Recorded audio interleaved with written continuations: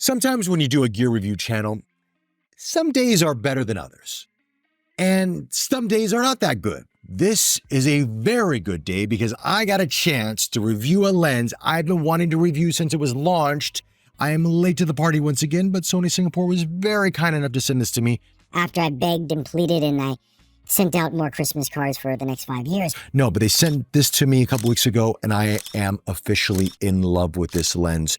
Let's talk about this right now. All right, disclaimer, let's get things out of the way here. I'm not paid or sponsored for this video in any way, shape, or form.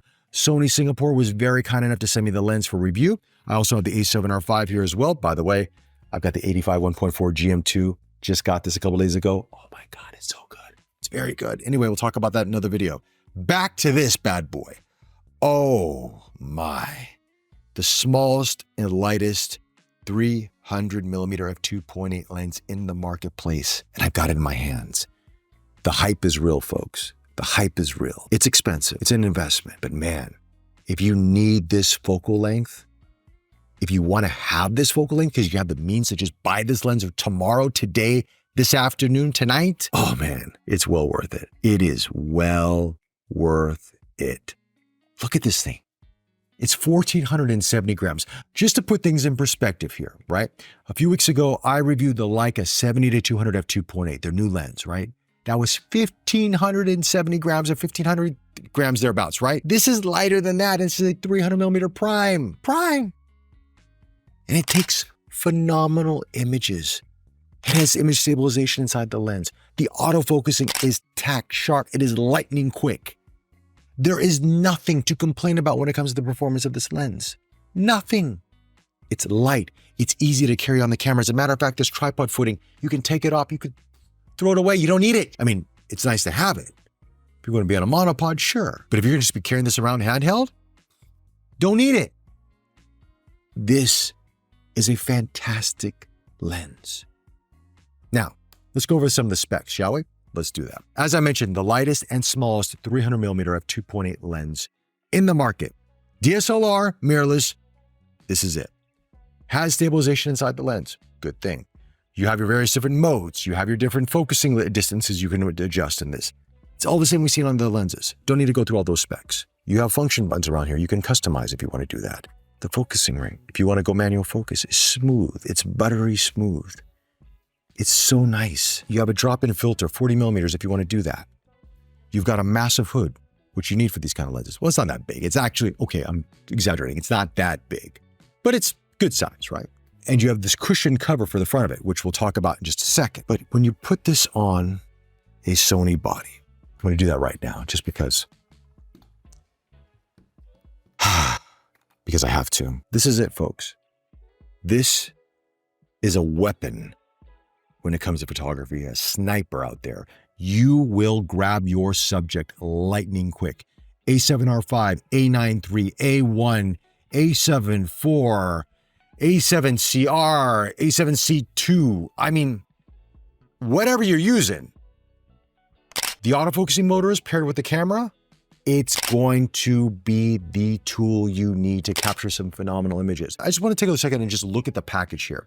This is very important. And I have to say something too as well. You know, I've been playing around with a lot of different cameras, Nikon, Sony, Leica, Canon, you know, a lot of them out there, right? There's something that we have to appreciate about the size of this body, how powerful it is, and also the size of this lens, in that you can literally put this in a Peak Design backpack and go. I mean, look at this for a second. That's very small, very tiny, considering, of course. So I took it on 2 projects over the last couple of weeks. One, I was the model because I wanted to get some last photos of my, well, now it's gone, Triumph Speed Triple RR, the red sports bike you've probably seen on a variety of different videos here. And that is no longer with me, unfortunately, but I wanted to get some last shots with it. So I asked my partner, I said, hey, babe, can you take some photos of it with me? And she's like, sure, but what camera are we going to use? Because she's kind of smaller and a little bit more petite. I said, we're using the Sony and this 300mm f2.8 lens. And then she picked it up. She's like, wow, this is light. Well, this is kind of fun to shoot with. She even liked it. She's not a big photographer, but she takes pretty good photos. And she liked this setup. And the autofocusing, she's like, wow, it's really good. It is good. Anyway, got some photos. I'm going to show you some of those here. But the second project was going to photograph horse racing. Now we have what's called the Singapore Turf Club here in Singapore, and that is closing on October 5th. And that's been around for decades. It is a staple here in Singapore. Unfortunately, they want to tear it down and build condos. That's kind of what we do here. So that is no longer going to be in existence. But a good friend of mine, Willie Shee, who was very kind enough to invite a few of us to take photos. We actually got very close to the racetrack, right where the horses get out of the gate and they go. We were right there with them. And I captured some fantastic images. And this is the first time I've ever captured these kind of images, horse racing that close. From afar, you've seen in other videos of mine, but not this close. And I had the 300mm lens with me, and man, when it tracks that jockey and that horse, man, it really just tracks along with this camera. It is like spot on, man. I will tell you, you know, I play with a lot of cameras, right? And some cameras, you struggle more to get the photo than others. And I've mentioned that in other videos.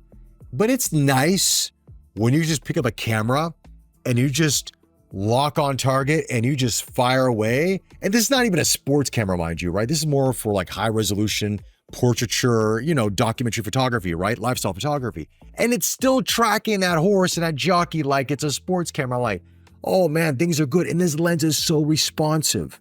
And then the image quality, the sharpness, how much I can crop in and still maintain high resolution images. You wouldn't know that I cropped in this much. And I'm going to show you some samples throughout this video, how good it is. I mean, because when you crop it on images, it's not just megapixels, it's also how the lens resolves that sensor. A good lens will enhance that image even more so. And that's what you get out of this 300mm f2.8 lens if you haven't tried this already. This is one of those lenses that Sony makes that there's a lot of hype around it, and the hype is justified. So let's go into the finer details and talk about image quality. Whatever you have in focus is tack sharp, number one. Number two, great colors. Great colors come out of this lens paired with the sensor. No issues at all with that. Fall off, beautiful, bokeh, gorgeous, creamy, blows out the background. I mean, like, it just obliterates the background, right?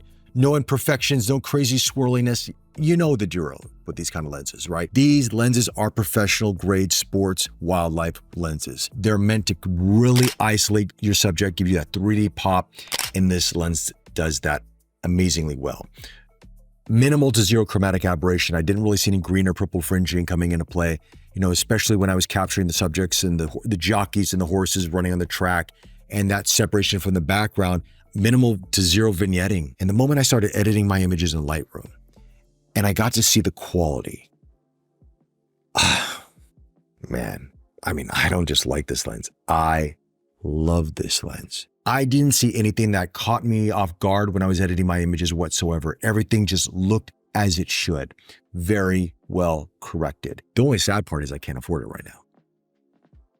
Sucks, but that's life. First world problems. Anyway, outside of that though, besides me waxing lyrical about this, let's talk about one thing I wish was slightly improved on this lens, which I wish it came in the box at least, right? So this is your lens cover. This is your lens cover here. And I get it, it's protective, it's got padding, you want that. It's obviously an expensive lens, around 6,000 USD, it's around 9,000 Singapore dollars, right? Obviously you can find deals out there, but that's kind of the MSRP. Now, it'd have been nice if Sony included a lens cap. Now, I know there's third-party lens caps. You can even use a Sigma lens cap if you want to do that. They have the sizes available out there, and a lot of companies are making third-party options. But it would have been nice if Sony actually made an original lens cap for the front of this because, look, it's a small lens. You got the hood. You flip it over like this. I mean, it's a decently small package. But then you put this thing on it, and it becomes very hard to carry inside a normal camera bag. But this can fit into a normal camera bag. I was putting it into my Peak Design backpack, no issues at all, without this, right?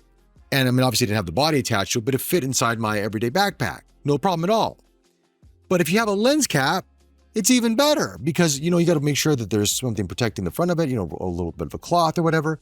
So if you're going to get this lens, this is nice. Put it aside, go get a lens cap. Wish Sony made it. That's my only complaint on this lens. And outside that, I can't afford it right now.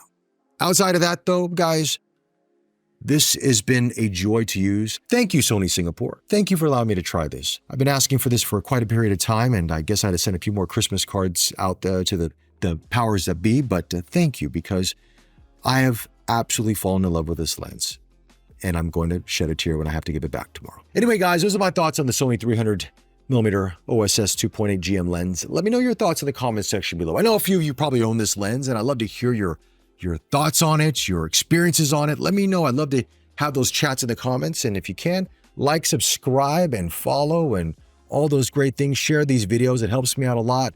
Take care, and I will chat to you all very, very soon. Talking about this bad boy, by the way, which is an awesome lens as well. Anyway, guys, take care. Bye.